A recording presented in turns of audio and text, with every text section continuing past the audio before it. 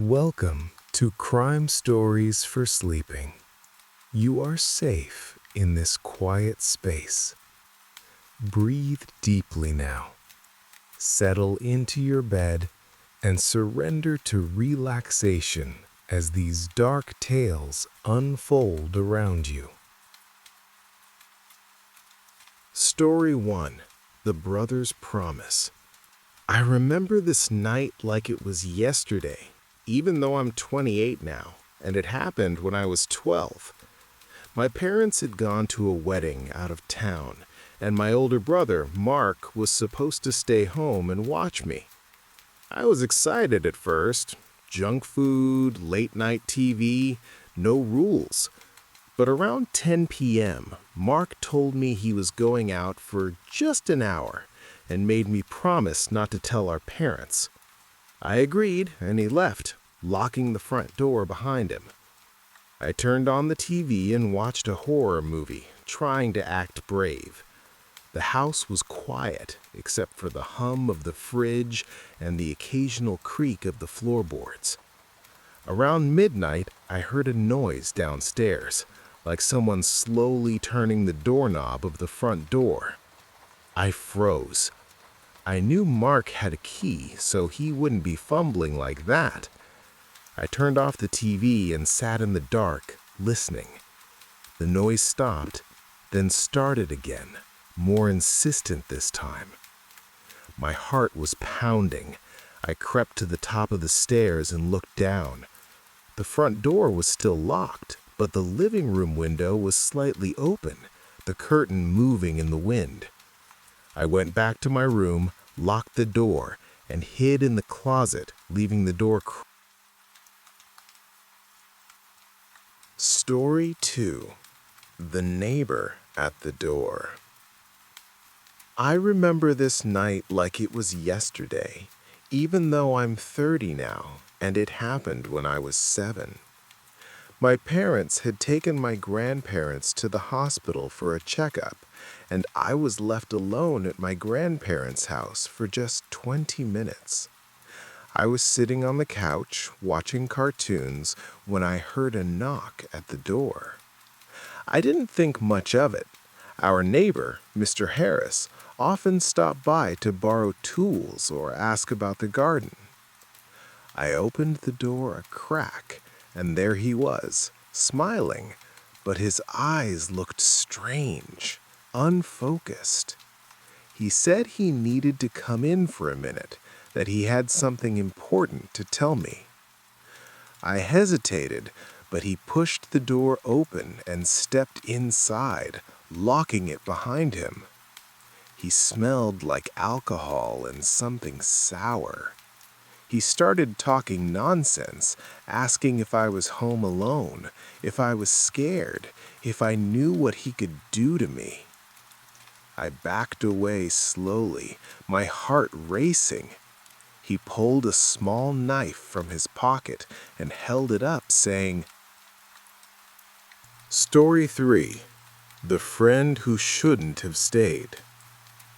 I remember this night like it was yesterday, even though I'm 22 now, and it happened when I was 15. It was spring break, and my parents were away for the weekend.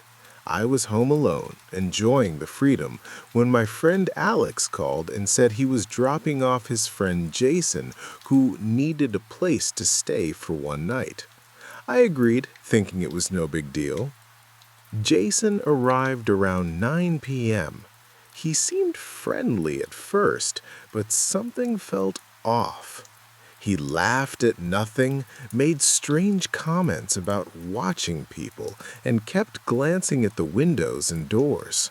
I offered him the couch, but he kept wandering around the house, checking the locks, running his fingers along the kitchen knives, and smiling at me in a way that made my skin crawl.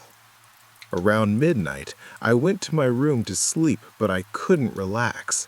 I kept hearing him moving around, opening cabinets and whispering to himself. I got up to use the bathroom and saw him standing in the hallway staring at my bedroom door. When he saw me, he smiled and said, "You're so trusting. What if I wasn't who I said I was?" I quickly locked myself in my room and called Alex, but his phone was off. I grabbed my phone, locked the bedroom door, and texted my parents in a... Story 4. The Shadow at the Window. I remember this night like it was yesterday, even though I'm 26 now, and it happened when I was 10. My parents were going grocery shopping, and I refused to go, so I stayed home alone to play basketball in the backyard. It was late afternoon, the sun was low, and the house was quiet. I was shooting hoops when I noticed a shadow in the upstairs window, a tall, dark figure standing perfectly still, watching me. I stopped playing and stared. The shadow didn't move. I called out, "Hello?" but no one answered. I went inside, locked the door, and checked every room. The house was empty. I tried to convince myself it was just a trick of the light, but I couldn't shake the feeling that someone was still there. That night I went to bed early, but I couldn't sleep. Around 2 a.m., I woke up to the sound of footsteps on the stairs. I held my breath, my heart pounding. Then I heard a low, raspy voice whisper my name from the hallway. I froze. No one. Story 5. The Man in the Back Seat. I remember this night like it was yesterday, even though I'm 31 now, and it happened when I was 22. That stretch of road, that exact time of night, the way the cold air felt when I opened the car door, it's all burned into my memory. I was working a late shift at a warehouse on the edge of town, loading and unloading trucks until well past midnight. The job was exhausting, but it paid the bills, and I had just moved into a small apartment on the other side of the city. The drive home was long, dark, and usually quiet. Just me, the hum of the engine, and the occasional flicker of a streetlight. That night, I clocked out at 1:17 a.m. The parking lot was almost empty. Just a few scattered cars and a single security guard making his rounds. I remember the cold air hitting my face as I walked to my car, the sound of my footsteps echoing in the silence. I got in, locked the doors, and started the engine. The heater took a few minutes to warm up, and I sat there for a moment, letting the numbness of the long shift settle in. I was tired, but not sleepy, just mentally drained. The kind of exhaustion where your thoughts feel slow and heavy.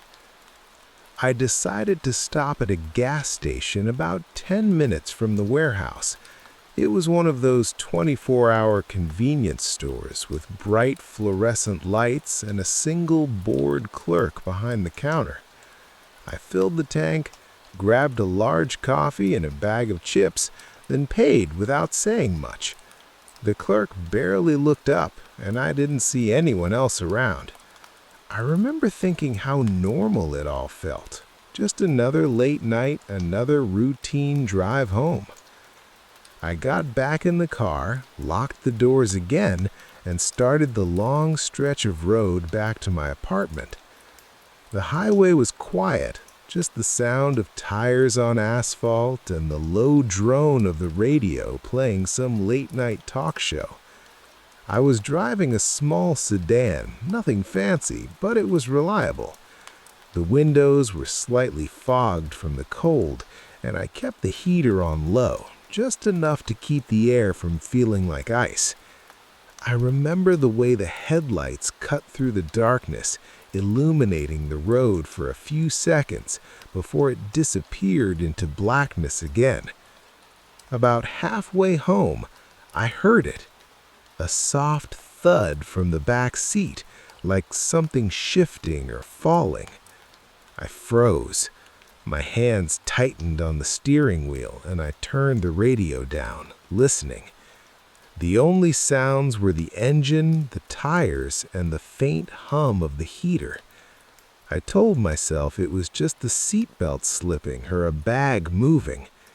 I glanced in the rearview mirror. The back seat was dark, but I thought I saw a shadow move, just for a split second. I blinked, and it was gone. I told myself I was just tired, that my mind was playing tricks on me. I turned the radio back up and focused on the road, trying to push the feeling away. But then I heard it again, a faint rustle, like fabric or paper coming from behind me. My heart started to beat faster. I turned the radio down again and listened. Nothing. I reached back with one hand, feeling the seat. It was empty.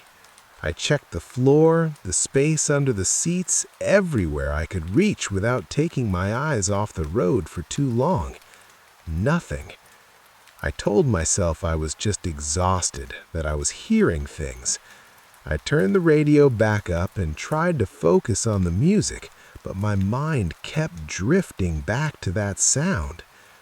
I started noticing other things, the way the shadows in the trees looked like figures, the way the road seemed darker than usual, the way the silence felt heavy.